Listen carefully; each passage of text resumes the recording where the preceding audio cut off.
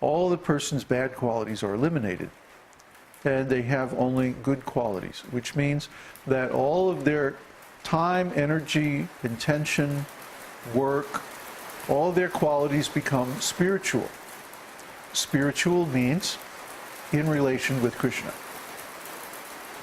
So, anartha-nivritti is a very important stage in the development of devotional service. Yeah, turn down the room ambient sound. It's raining really hard. It means that all of a person's bad qualities go away. Anartha-nivritti. And this is where we see that most devotees get stuck. We know devotees who've been chanting the holy name for 20, 30 years or more, and they are still not at this stage of anartha-nivritti.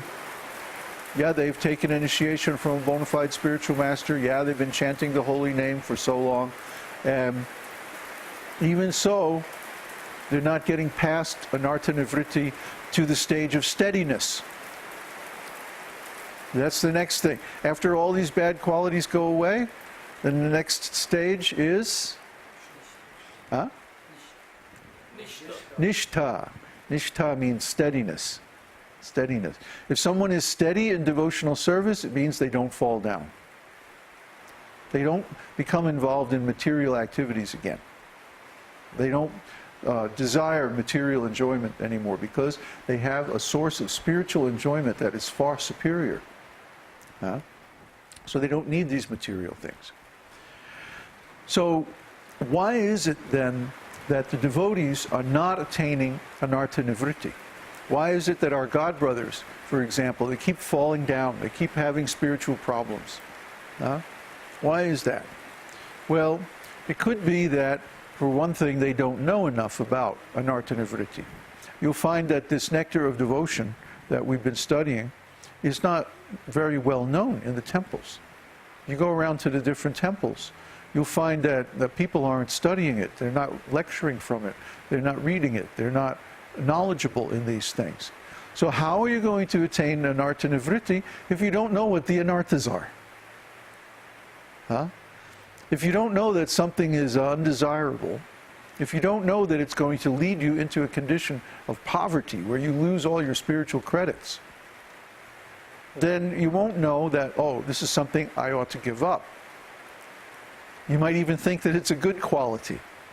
But actually it's an albatross around your neck. It's a bag of rocks. And until you put your bag of rocks down, you can't receive the diamonds of higher stages of devotional service, like attachment for Krishna, ecstatic emotions, and pure love of Godhead.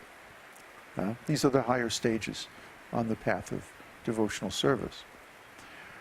Until you get past this stage of anartha-nivritti, you won't be steady. How can you be a higher devotee if you're not steady, if you keep falling down all the time? If you're running a race and you keep falling down, well, you know, you're not going to come in first, that's for sure. So this devotional service is like a race, it's like a marathon. It means that you have to pace yourself. You have to find a pace that you can maintain and be steady at for a long period of time, years.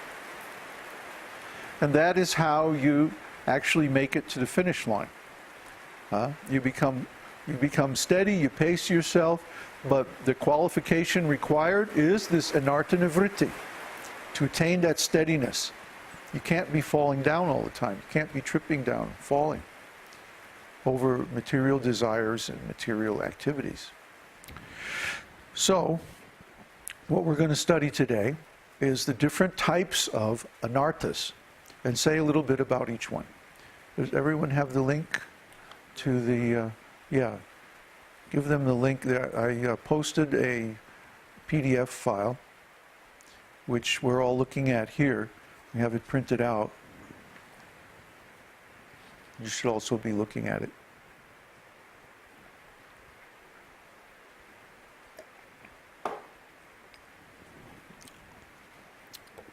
So basically, anarthas, these unwanted things, are of four kinds. Svarūpa-bhrama means illusion about your spiritual identity.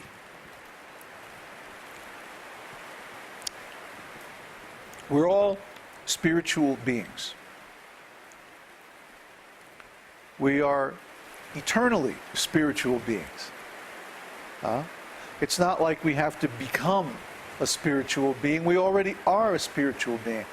And the proof of that is that we are conscious. Consciousness is not like anything else. Consciousness is so unique because without consciousness, nothing else is important. Think about it. If somebody knocks you on the head and you're unconscious, you can't think about anything, you can't do anything, you can't feel anything, you can't know anything, you can't have an opinion about anything, you can't say anything, you can't have an emotion, you can't even perceive anything. You're unconscious. If you're unconscious, if you have no consciousness, nothing else is important. Nothing else matters. And you can't do anything. See? Consciousness is so important because consciousness is the thing that gives importance or value to everything else. Isn't it? What is a desire? If you look at a desire means you want to be conscious of some particular thing. I mean, at the root of it, you say, I want a new car. Well, what does that mean? It means you want to enjoy the consciousness of yourself riding in your new car. Isn't it? What if we give you a new car and then we give you some anesthetic and knock you out, and then we put you in your new car? Are you going to enjoy your new car? No, because you're unconscious. How can you enjoy your new car unless you're conscious? So if you have a desire for a new car, that means you want to be conscious of you having a new car. Otherwise, it's meaningless. Isn't it so? So, the very first thing, the very most important thing about being alive is that we are conscious. And consciousness is a very, very special thing. Because, for example, I can't see my own eyeball unless I'm in front of a mirror or something like that. But in ordinary situation, I can't see my own eyes. Isn't it? But I can see my own consciousness. If I ask you, are you conscious? What are you going to say? Yes, right? So you are conscious of the fact that you are conscious. That means that consciousness is not an ordinary thing. Consciousness is not a material thing. It means that consciousness is transcendental. Transcendental means it's not of this material world. Some people try to say that consciousness is some byproduct of the function of the brain or something like that. Well, if that's so, then how can we be conscious of consciousness? See?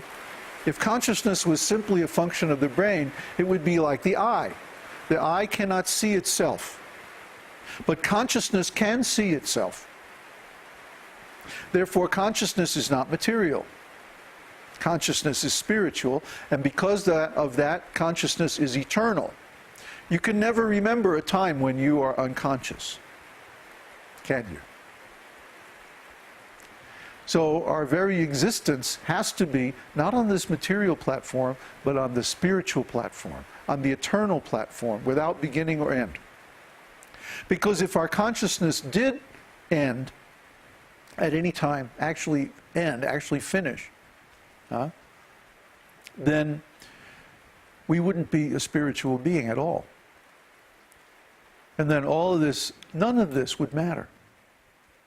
Nothing would matter. Life would become meaningless. Because if consciousness ends, that means consciousness is simply material. It's simply a function of the brain. And what's the difference if one brain or one brain more or less, there's no difference. There's no meaning to it, no value. When we say something has meaning, that means it has value. So the most valuable thing in the world is consciousness, because the value of every other thing in the world is dependent on consciousness. And without consciousness, nothing has any value. Or if consciousness is material, we reach the same conclusion, that nothing has any value. Might as well just all go off and kill ourselves. Huh? So consciousness, therefore, is the meaning and the value of life. And everything that's meaningful, everything that's valuable is derived from consciousness. Therefore, the knowledge about consciousness and the development of consciousness is the most valuable thing that we can do in life. So why is everybody spending so much time on material stuff? Huh?